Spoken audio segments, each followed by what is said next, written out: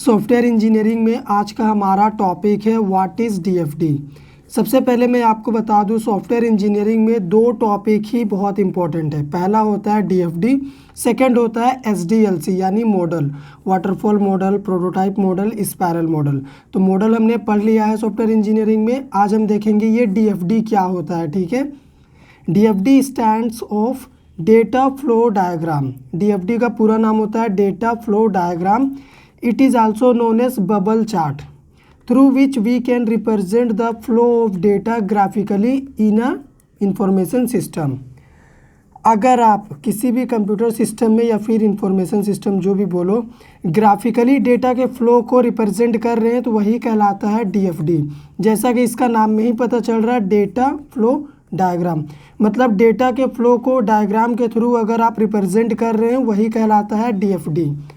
Second point क्या है, by using DFD we can easily understand the overall functionality of system because diagram represents the incoming data flow, outgoing data flow and stored data in a graphical form. DFD का use करके हम किसी भी system का पूरा functionality को समझ सकते हैं। मान लीजिए आप कोई सॉफ्टवेयर बना रहे हैं तो आप उस सॉफ्टवेयर का पूरा ओवरऑल फंक्शनैलिटी को समझ सकते हैं डीएफडी के थ्रू। कैसे? क्योंकि डीएफडी में डायग्राम के थ्रू आपको साफ साफ सारी चीज़ें क्लियर नज़र आएंगी कि इनकमिंग डेटा फ्लो कैसे हो रहा, आउटगोइंग डेटा फ्लो किस तरह से हो रहा है, डेटा स्टोर किस तरह से हो रहा, कहाँ पे स्टोर हो रहा है, ये सारी चीज़ें आप फिगर में देख पाएंगे डायग्राम के थ्रू। इसीलिए डीएफडी यूज़ किया जाता है जब भी कोई सॉफ्टवेयर बनाया जाता है, उसमें क्या क्या रिक्वायरमेंट लगेंगे उसका एक डायग्राम तैयार किया जाता है, उसी को बोलते हैं डीएफडी।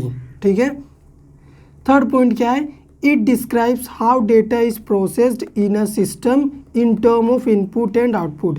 डीएफडी हमें ये भी बताता है कि डेटा कैसे सिस्टम में इनपुट के फॉर्म में और आउटपुट के फॉर्म में प्रोसेस हो रहा है। ठीक है, सबसे पहले तो हम इनपुट देते हैं तो इनपुट भी हमें फिगर के थ्रू दिखता है। इनपुट किया हुआ डेटा प्रोसेस होता है, प्रोसेस के बाद आउटपुट आता है, तो ये सारी चीज़ें हमें फिगर के थ्रू दिखती है। तो ये सारा चीज़ डीएफडी डिस्क्राइब करता है। A DFD model uses a number of notations और symbol to represent flow of data. ये जो डीएफडी है ना, ये कुछ सिंबल यूज़ करता है अपने डेटा के फ्लो को मेंटेन करने के लिए। जैसे सबसे पहले आप इसको देखिए, इसको हम कहते हैं डीएफडी के लैंग्वेज में एक्सटर्नल एंटिटी। ये क्या करता है, इसमें इनकमिंग इनपुट होता है और आउटपुट। इनपुट भी इसी में आता है एक्सटर्नल एंटिटी में ही, और आउटपुट भी एक्सटर्नल एंटिटी में ही जाके स्टोर होता है। ठीक है, सेकंड होता है डेटा फ्लो, जिसको हम इस एरो से रिप्रेजेंट करते हैं। ये हमें बताता है कि डेटा का फ्लो किस डायरेक्शन में है। ठीक है, थर्ड होता है प्रोसेस, जिसको आप बबल भी बोल सकते हैं। इसको हम रिप्रेजेंट करते हैं सर्कल से। ठीक है, जो भी डेटा हम इनपुट करते हैं एक्सटर्नल एंटिटी में वो प्रोसेस होगा, उसके बाद फिर उसका आउटपुट एक्सटर्नल एंटिटी में ही जाता है, तो प्रोसेसिंग का काम इसमें होगा। फोर्थ होता है डेटा स्टोर, इसको हम रिप्रेजेंट करते हैं इस तरह से, ओपन रेक्टेंगल। ठीक है, सिर्फ दो ठो लाइन रहेगा इक्वल सिंबल का जैसा। यहाँ पे इसका मतलब होता है डेटा स्टोर हो रहा। तो अगर हम कुछ इनपुट करते हैं वो प्रोसेस होता है तो स्टोर होगा, उसके बाद आउटपुट जाएगा। तो ये चार सिंबल ही यूज़ करता है डीएफडी। किसी भी सॉफ्टवेयर के मॉडल को जब हम फिगर के थ्रू यूज़ करते हैं, रिप्रेजेंट करते हैं, तो ये सिंबल यूज़ किया जाता है वहाँ पे।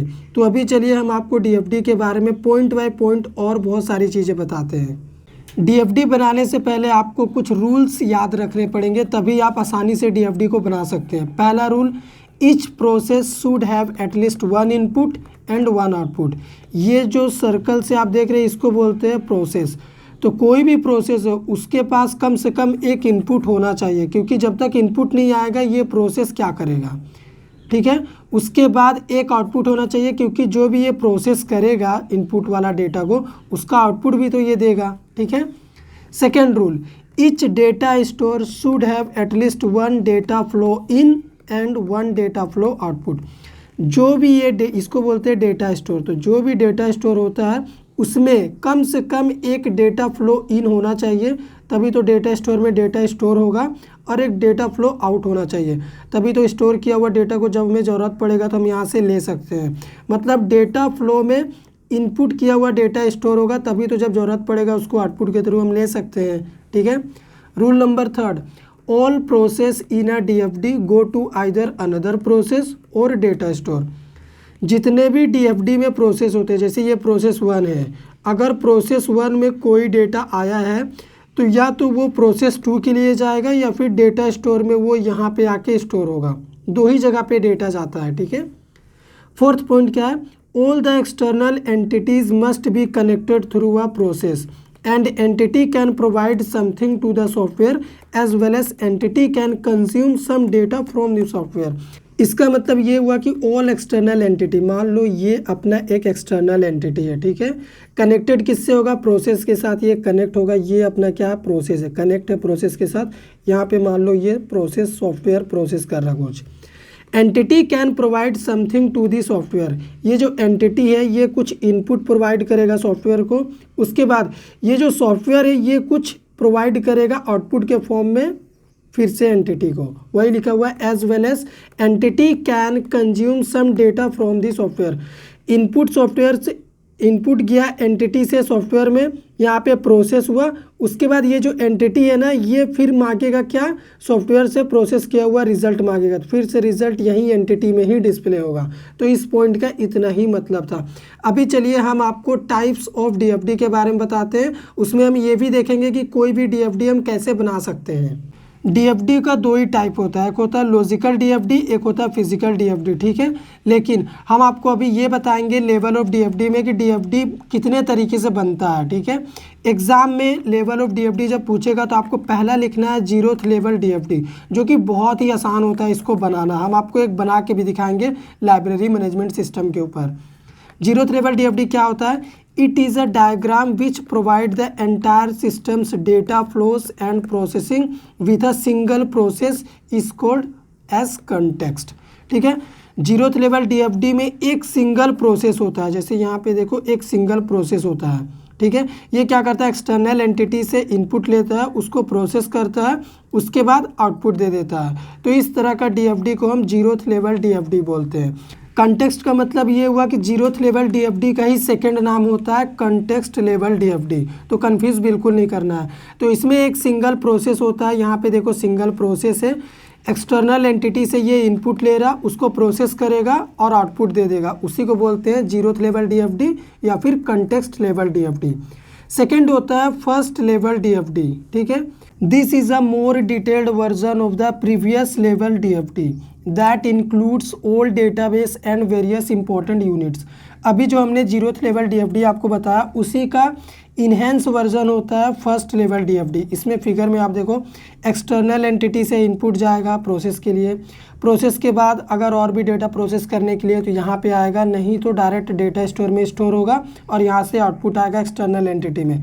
अगर 2-3 प्रोसेस की बात हो रही है तो एक प्रोसेस से दूसरा प्रोसेस में जाएगा, फिर यहाँ पे डेटा स्टोर में स्टोर होगा। हमने आपको बताया था डीएफडी का डेफिनेशन जब दे रहे थे कि एक प्रोसेस के बाद डेटा या तो डेटा स्टोर में स्टोर होगा या फिर दूसरा प्रोसेस में जाएगा, इतना ही होता है। तो ये फिगर है हमारा फर्स्ट लेवल डीएफडी का। अब चलिए हम आपको लाइब्रेरी मैनेजमेंट सिस्टम के ऊपर डीएफडी कैसे बनाते हैं 0th लेवल और फर्स्ट लेवल, वो प्रैक्टिकल करके दिखाते हैं। सबसे पहले हम लाइब्रेरी मैनेजमेंट सिस्टम का 0th लेवल डीएफडी देख लेते हैं कैसे बनाएंगे। लाइब्रेरी में क्या होता है, सबसे पहले कॉमन बात आपको याद रखनी है, स्टूडेंट होगा, लाइब्रेरियन होगा, ठीक है। तो वो हो गया हमारा एंटिटी, क्योंकि ये इनपुट लेना चाहता है, ये आउटपुट देगा, ठीक है। इसीलिए एंटिटी को हम रिप्रेजेंट किए हैं स्टूडेंट और लाइब्रेरियन को एंटिटी में रिप्रेजेंट किया है। स्टूडेंट सबसे पहले क्या करेगा, बुक के लिए रिक्वेस्ट करेगा, बुक का नेम बताएगा, ऑथर नेम बताएगा। उसके बाद लाइब्रेरी मैनेजमेंट सिस्टम में यहाँ पे वो बुक सर्च किया जाएगा, प्रोसेस होगा, इसीलिए सर्कल से इसको हम डिनोट किए हुए हैं, ठीक है। तो ये 0th लेवल डीएफडी है, एक प्रोसेस होगा यहाँ पे। उसके बाद यहाँ पे अब लाइब्रेरियन का काम क्या होगा, जो भी सॉफ्टवेयर में प्रोसेस हुआ है, बुक का नेम और ऑथर नेम जो स्टूडेंट ने रिक्वेस्ट किया था, लाइब्रेरियन यहाँ से बुक का डिटेल लेगा, ठीक है, सॉफ्टवेयर से। उसके बाद अगर वो लाइब्रेरियन के पास बुक अवेलेबल है तो इशू करेगा, तो फिर जब इशू होगा तो वहाँ पे स्टूडेंट को सॉफ्टवेयर में पता चलेगा, यहाँ पे प्रोसेस होगा कि हाँ बुक अवेलेबल है, तो स्टूडेंट यहाँ से क्या कर सकता है, बुक को ले सकता है। तो ये हो गया लाइब्रेरी मैनेजमेंट सिस्टम का 0th लेवल डीएफडी। अब इसी का इन्हेंस वर्जन होता है फर्स्ट लेवल डीएफडी। तो सेम लाइब्रेरी मैनेजमेंट सिस्टम को फर्स्ट लेवल डीएफडी में कैसे बनाएंगे, स्टूडेंट रिक्वेस्ट करेगा बुक के लिए, बुक का डिटेल यहाँ पे होगा प्रोसेस वाले सेक्शन में। उसके बाद लाइब्रेरियन क्या करेगा, यहाँ से सॉफ्टवेयर से बुक का डिटेल लेगा, यानी प्रोसेस वाले सेक्शन से। अगर लाइब्रेरियन अपने डेटाबेस में खोजेगा, अगर बुक अवेलेबल नहीं है तो यहीं पे पता चल जाएगा स्टूडेंट को कि बुक नहीं है।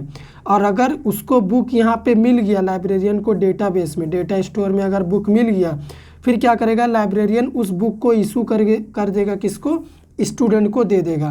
तो ये हो गया फर्स्ट लेवल डीएफडी। अभी सेकंड लेवल डीएफडी भी होता है, उसमें क्या होता है, फर्स्ट लेवल डीएफडी का इन्हेंस वर्जन होता है, सेकंड लेवल डीएफडी वो और ज़्यादा कॉम्प्लिकेटेड होता है, और ज़्यादा डिटेल में वो बनता है, ठीक है। तो दो ही इंपॉर्टेंट होता है एग्ज़ाम के लिए, 0th लेवल और फर्स्ट लेवल डीएफडी। मैं आपको होमवर्क दे रहा हूँ, आप ना हॉस्पिटल मैनेजमेंट सिस्टम का डीएफडी बनाएंगे, उसके बाद रेलवे का मैनेजमेंट सिस्टम का आप क्या करेंगे, डीएफडी तैयार करेंगे, 0th लेवल और फर्स्ट लेवल। यही 3 डीएफडी बनाने आता है एग्ज़ाम में। अगर आपको वीडियो हमारा पसंद आया हो तो लाइक करिए, शेयर करिए, चैनल को सब्सक्राइब कर दीजिए।